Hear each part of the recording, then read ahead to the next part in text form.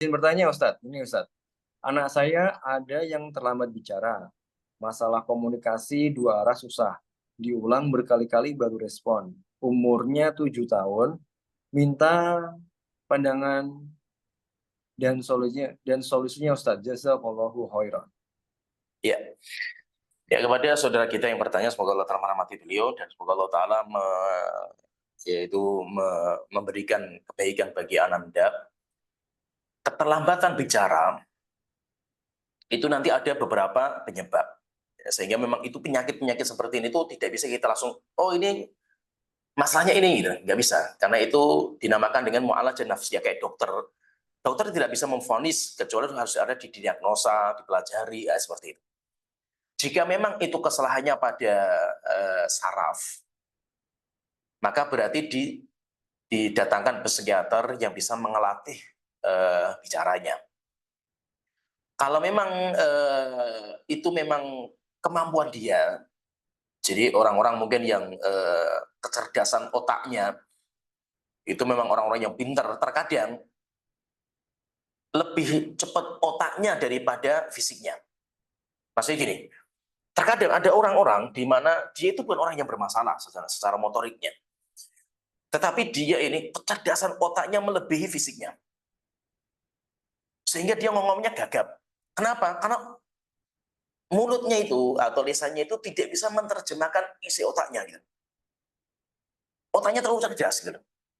Misalkan kalau kita lihat, misalkan bapak kita namanya Bapak Habibie, otaknya luar biasa, cerdas, sampai fisiknya itu tidak bisa mengimbangi, gitu. Dan itu bukan hanya beliau, banyak ilmuwan-ilmuwan yang seperti itu.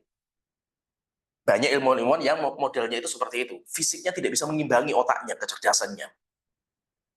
Dan itu juga kita dapatkan juga murid kita di sekolah kita nggak bisa menerima karena kita nggak mampu untuk mengajari itu. Tapi ketika dibongkar, ketika Masya Allah, memang cerdasnya luar biasa anak itu. Sehingga Anda itu nggak usah khawatir. Anda itu nggak usah khawatir. Kenapa? Karena kemampuan motorik itu perlu waktu. Terkadang ada yang normal seperti biasa, ada juga yang tidak normal. Maka Anda nggak usah khawatir. Mungkin bukan di situ dia kelebihannya. Banyak orang-orang ilmuwan, kelebihannya bukan di ngomong. Tetapi kelebihannya dalam berpikir, membuahkan sebuah karya. Terkadang ada orang tanpa ngomong saja bisa membuahkan karya, gitu. Karena memang dia bukan di omongannya kelebihannya. Maka itu intinya, bagi orang tua yang punya masalah seperti ini, yang pertama, nggak usah khawatir. Waduh, ini anak saya ini nggak hebat. Hebat anak Anda. Cuma belum ketahuan hebatnya di mana. Yang kedua, kalaupun anak kita itu sakit, bermasalah, ya diobati semampu kita. Motoriknya dilatih. Jadi seperti itu. Sehingga ini nggak usah khawatir. Allah tidak mungkin keliru dalam menciptakan. Allah Ta'ala sudah berfirman, laqad khalaqnal insana fi ahsani taqwim. Kami telah menciptakan manusia dalam bentuk yang terbaik. Termasuk anak kita yang seperti itu.